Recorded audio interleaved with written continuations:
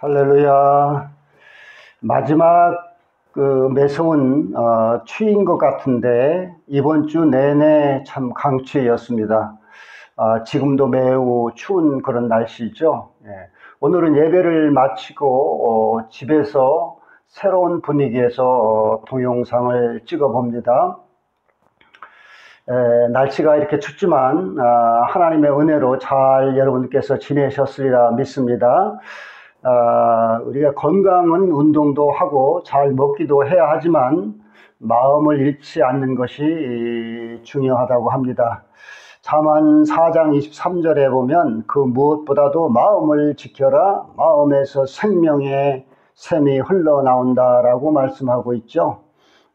좋지 못한 상황이 일어나도 하나님을 의지하며 긍정적으로 바라보는 감사의 마음이 중요합니다. 그래서 데살로니가 전서 5장 18절에 보면 범사에 감사하라. 이것은 그리스도 예수 안에서 여러분을 향한 하나님의 뜻이라고 말씀하고 있습니다. 어려운 일 중에서 감사한 작은 부분을 바라봐야 감사한 마음이 생깁니다. 감사가 하나님의 뜻이라서 우리는 늘 감사해야 합니다.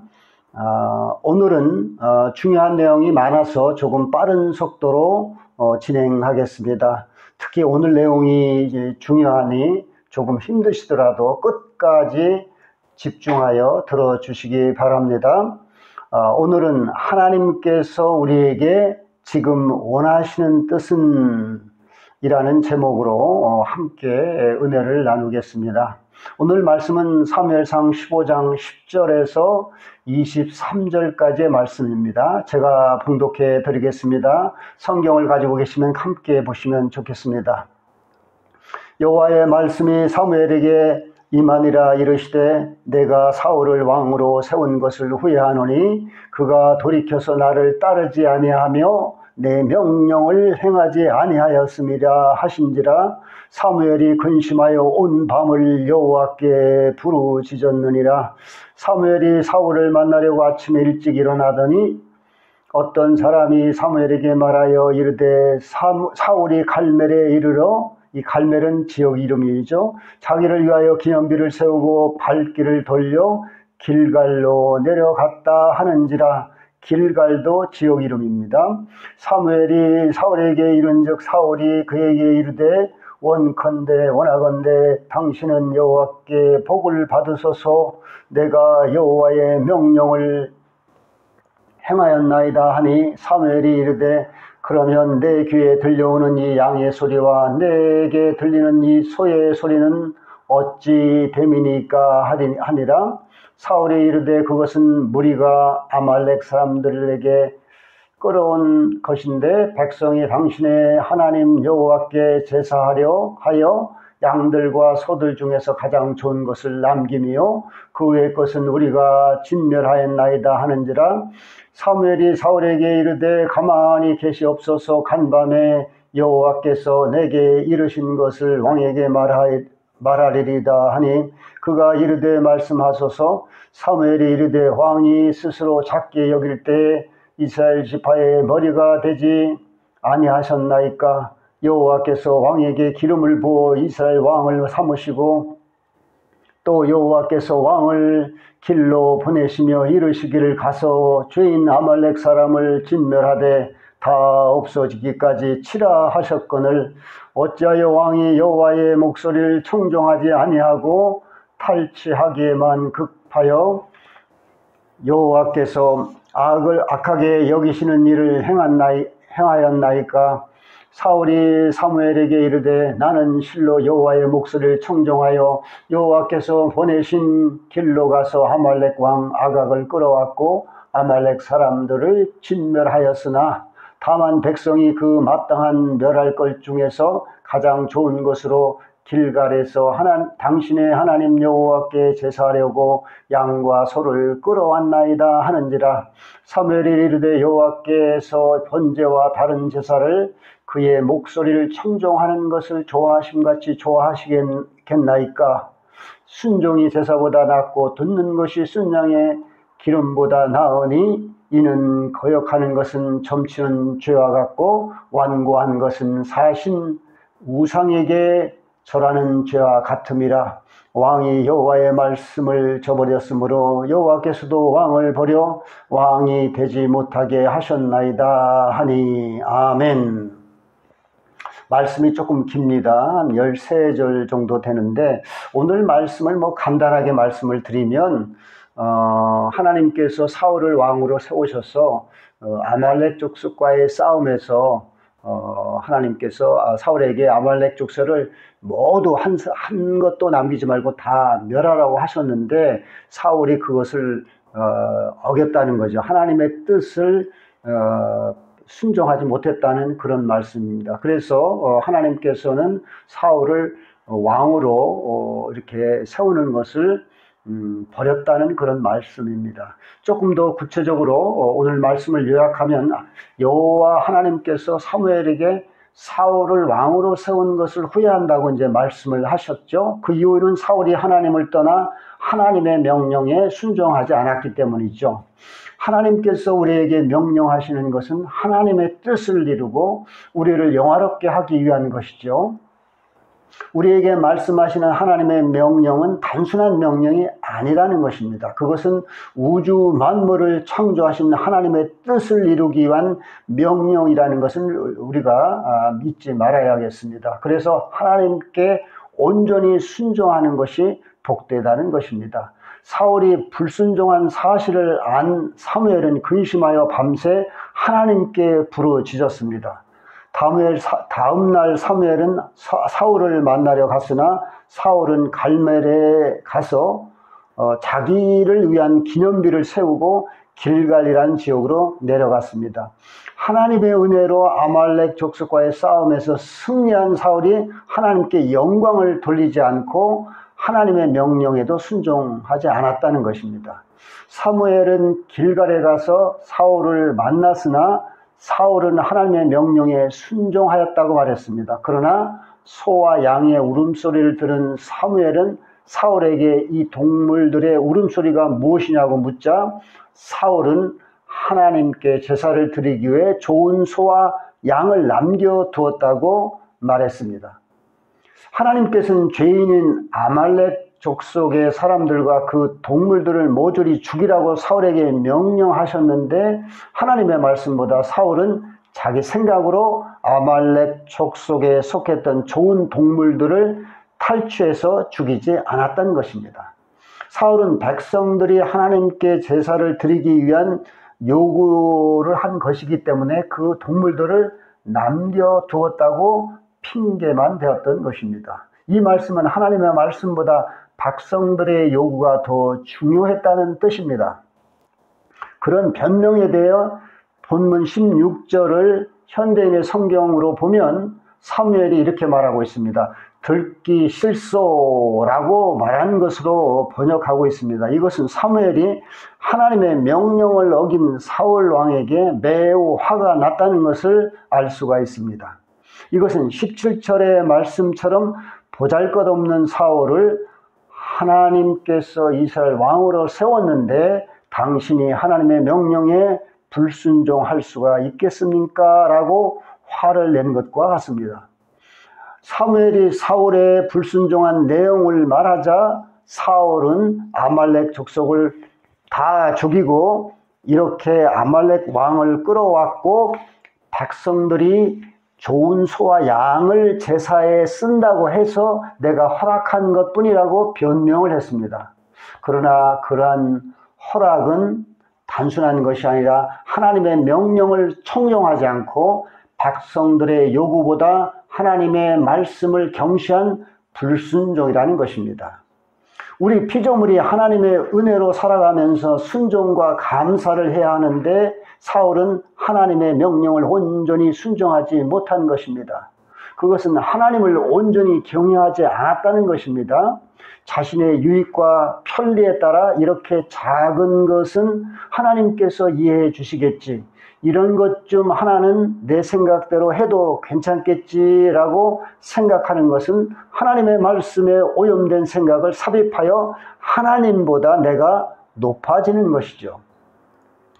피조물인 우리는 하나님의 말씀에 그대로 순종해야지, 내 생각을 하나님의 말씀에 섞어서 판단하면 하나님의 뜻을 변경하는 오류를 범하게 된다는 것을 우리가 잊지 말아야겠죠.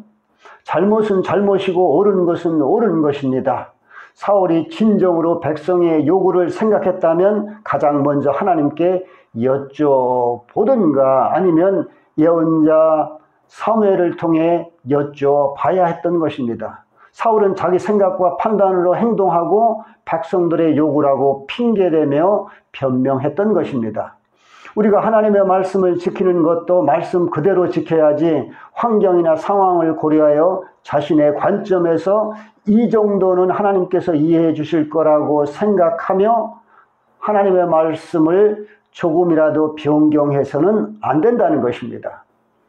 사울은 하나님의 말씀대로 지키지 않은 것은 진심으로 회개하고 잘 알지 못하는 것은 하나님의 뜻이 무엇인지 여쭤봐야 했던 것입니다. 그렇지 않고 사람의 생각으로 이럴 것이다 저럴 것으로 추측하면 큰 오류를 범하게 되는 것이죠. 살아 역사하시는 하나님은 보이지 않지만 오늘도 우리 곁에 살아 계셔서 우리의 모든 것을 보고 계시죠. 내가 직접 하나님과 소통할 수 없으면 예언자나 선지자들을 통해서 하나님의 뜻을 분명히 알고 행동해야 한다는 것입니다. 인간적인 생각은 마귀의 생각인 경우가 많습니다. 항상 마귀는 우리의 틈을 노리고 있습니다. 마태복음 16장 26절에서 23절까지 보면 예수님께서는 십자가에서 돌아가시기 전에 제자들에게 장로들과 대제사장들과 서기관들에게 고난을 받고 죽임을 당했다가 3일 만에 부활하신다고 말씀을 하시자 베드로는 예수님을 붙들고 결코 이런 일이 일어나서는 안 된다고 말했습니다. 얼핏 듣기로는 베드로의 말이 매우 인간적이고 따뜻한 정이 느껴집니다. 그러나 예수님께서는 베드로를 향하여 사탄아 썩 물러가라고 말씀하시며 너는 나를 넘어지게 하는 자이며 내가 하나님의 일을 생각하지 않고 사람들의 일을 생각한다고 말씀하시며 베드로를 책망하였던 것입니다. 베드로 자신보다는 베드로 안에 있는 사탄을 책망한 것이죠. 베드로는 예수님의 십자가 사건을 하나님의 일이 아닌 인간의 일처럼 생각한 것입니다. 그게 바로 사탄의 생각입니다.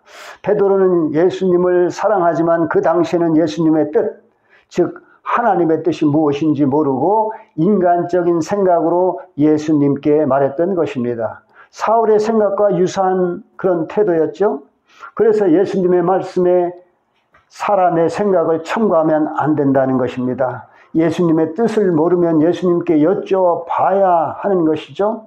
그것은 학생이 선생님의 뜻을 정확히 모르고 자기 생각으로 자기가 옳다고 판단하는 꼴이 되는 것입니다. 여러분은 지금 우리나라의 어지럽고 혼돈된 상황을 어떻게 보시는지요? 이 혼돈의 이유가 무엇일까요? 우리가 어떻게 행동해야 할까요? 지금 우리나라의 혼돈은 이념의 문제도 아니고 정치의 문제도 아니고 법적인 문제도 아닙니다. 만약 그렇게 본다면 그것은 영적인 시각이 아닌 인간적이고 정치적인 시각입니다. 즉 그런 생각은 믿음의 시각이 아닌 내 개인의 생각에 불과하다는 것입니다. 여러분, 이 문제는 하나님께서 관여하고 계시는 영적 문제입니다. 눈에 보이지 않지만 역사를 주관하시는 하나님께서 깨어나라고 우리를 흔드시는 것입니다. 우리가 깨어서 하나님의 뜻이 무엇인지 알라는 것입니다. 그동안 우리 교회들이 하나님의 뜻을 구하지 않고 하나님을 외면한 죄, 하나님의 은혜를 무시한 죄로 인해서 하나님께서 분노하시는 것입니다. 그래서 진정으로 회개하고 하나님의 뜻을 구하며 그 뜻대로 행해야 합니다. 그것을 깨닫고 하나님께 부르짖어야 한다는 것입니다. 우리의 죄에 대해 눈물로 용서를 빌고 은혜를 구해야 합니다. 우리의 큰 죄로 인해 하나님께서는 사탄의 행동을 막아주시지 않는 것입니다. 그래서 사탄으로 가득한 상태가 지금 우리의 모습입니다. 우리나라의 상황이라는 것입니다. 하나님께서 우리를 용서해 주시지 않으시면 앞으로는 더 어려운 상황이 전개될 수 있다는 것을 우리가 잊지 말아야 합니다. 오직 하나님의 손안에 우리의 미래가 결정된다는 것입니다. 눈에 보이는 사람들의 행동으로 판단하는 것은 믿지 않는 자들의 모습입니다. 하나님께서는 우리가 어떻게 행동하길 원하실까요? 믿는 자들과 믿음이 약한 자들은 현 시국 상태를 정치적, 사회적, 이념적 시각으로 해석하며 각자 자기 주장을 하고 있습니다. 그야말로 하나님의 뜻과 거리가 먼 생각을 하고 있는 것이죠. 하나님께서는 우리나라가 자유민주주의를 유지하며 하나님의 뜻을 섬기며 북한과 중국 등의 나라의 복음을 전파하길 원하십니다. 그것이 우리의 사명이고 하나님의 뜻이라는 것입니다. 그러나 좌파나 중북 좌파들은 완전히 하나님의 뜻과 다른 생각을 하고 있는 것입니다. 하나님의 뜻을 모르니 인간의 생각으로 행동하고 있는 것이죠. 그것은 하나님의 뜻을, 하나님을 대적하는 것입니다. 하나님을 믿지 않고 중북 좌파를 따르는 자들도 하나님의 뜻을 대적하는 자들입니다. 여러분, 어떻게 이것이 하나님께서 주관하시는 것이라는 것을 알 수 있을까요? 하나님께서는 우리 우주 만물을 창조하시고 우주를 통치하시는 분이십니다. 태초부터 아담과 하와에게 자유의지를 주셔서 선악과를 먹으면 죽는다는 것을 말씀하셨습니다. 그러나 아담과 하와는 하나님의 뜻을 경시하고 사탄인 뱀의 말을 선택한 것입니다. 자유 선택에는 반드시 책임이 따릅니다. 그래서 아담과 하와는 에덴 동산에서 추방된 것입니다. 그러나 사랑의 하나님께서는 인간을 구원하시려고 하나님의 뜻을 예언자들이나 선지자들에게 여러 번 전했던 것입니다. 그러나 이스라엘 민족은 선지자들의 말을 듣지 않고 그들의 생각대로 살았고 때로는 하나님의 뜻에 순종하며 살았습니다. 하나님의 뜻에 순종하며 살 때는 이스라엘이 풍요롭고 평안했지만 불순종할 때는 이스라엘이 전쟁과 기근과 전염병으로 고난을 겪었습니다. 그런 상황이 지금 우리가 접하고 있는 현실과 같다는 것입니다. 하나님의 뜻은 하나님께 물어봐야 정확히 알 수 있죠. 또 성경 말씀을 통해서 알 수 있는 부분도 있습니다. 그러나 개인이나 국가의 사건이나 상황에 따라 하나님의 말씀으로만 하나님의 뜻을 구체적으로 알 수 없기 때문에 하나님께 여쭤봐야 한다는 것입니다. 그래서 상황이나 사건에 따라 하나님의 뜻을 전하는 선지자 혹은 파수꾼을 하나님께서 세워두셨습니다. 자신이 하나님과 직접 소통하는 관계가 아니라면 누가 하나님의 선지자인지 파수꾼인지를 분별해야 합니다. 여기서 나의 분별이란 나 스스로의 분별이 아닌 하나님께서 주시는 분별입니다. 그래서 선지자가 아닌 목사나 성도들은 늘 하나님과 소통하는 관계를 확립하는 것이 중요합니다. 누가 하나님의 뜻을 정확하게 전달하는지를 분별할 수 있어야 합니다. 또 내가 분별할 수 없으면 내가 소속된 교회의 목사가 하나님의 뜻을 받들어서 정확하게 성도들에게 알려주어야 성도들은 하나님의 뜻을 이룰 수 있는 것이죠. 그렇게 해야 한다는 것입니다. 그래서 목사나 사역자가 중요하다는 것입니다. 교회의 지도자가 잘못하면 성도가 잘못하기 때문입니다. 영적 소경이 영적 소경을 인도하면 구덩이에 빠질 수밖에 없는 것이죠. 그것은 지옥에 갈 수밖에 없다는 것입니다. 이것은 정말 중요한 문제입니다. 저는 여러분도 알다시피 선지자도 아니고 하나님과 친밀한 관계를 형성하지 못한 부족한 자입니다. 그러나 그동안 하나님께서 저에게 주신 은혜의 경험들, 즉 때로는 하나님께서 저와 성도들의 영적 상태를 알려주시기도 하고 저의 개인 문제에 대해 또 영적 문제에 대해 해결해 주셨습니다. 그래서 제가 어느 정도는 하나님과 영적으로 연결되어 있기에 누가 하나님의 통로 역할을 하는지 분별할 수 있다고 봅니다. 이것은 저의 영적 능력이 아니라 제가 하나님께 가까이 갔을 때 하나님께서 저에게 은혜로 알려주시는 체험들입니다.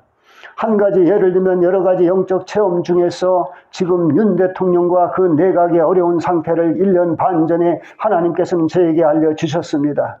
저는 그때 성도들과 그 꿈의 이야기를 나누었지만 당시에 듣는 성도들의 표정과 태도는 저의 꿈의 이야기를 받아들이지 않는 것 같았습니다. 여러분은 제 영적 체험을 믿을 수 있겠습니까? 이런 저의 영적 상태의 관점에서 볼 때 우리나라의 현 시국은 우리 교회들이 하나님의 뜻을 구하며 하나님께 용서와 자비를 구하는 기도를 하면서 정광훈 목사님이 이끄는 광화문 운동에 적극 동참하는 것이 하나님의 뜻에 부응하는 것이라고 봅니다. 그것이 우리가 살 길이라고 봅니다. 선택은 여러분의 자유입니다. 제 말이나 정광훈 목사님의 말이 믿음이 가지 않으면 여러분 각자의 인간적인 생각으로 판단하지 마시고 여러분 각자가 무릎 꿇고 하나님께 그 뜻을 여쭤보시기 바랍니다. 또 하나는 저의 동영상을 구독하지 않아도 좋으니 하나님의 뜻을 바르게 전하고 계시는 하나님의 파수꾼인 박혜숙 목사님의 하늘샘 동영상과 좀 전에 말씀하신 정광훈 목사님의 동영상을 꼭 구독하시라고 적극 여러분에게 권고합니다. 저의 영적 시각으로 볼 때 두 분은 하나님의 뜻을 바르게 전하고 있습니다. 그러나 아직 성경과 믿음이 매우 부족한 분들은 저의 동영상과 하늘샘 동영상과 정광훈 목사님의 동영상을 함께 보시라고 권합니다. 내가 무엇을 보고 듣고 믿느냐 하는 것은 영적 성장을 위해서 또 천국을 준비하는 과정에서 매우 중요한 문제입니다. 왜냐하면 나의 영이 하나님 쪽이냐 사탄의 쪽이냐를 결정하는 중요한 문제가 되기 때문입니다. 하나님께서는 우주를 창조하셨고 한 국가의 운명도 결정하시는 분이십니다. 성경을 보면 이스라엘을 하나님께서 어떻게 통치하셨는지를 잘 알 수 있을 것입니다.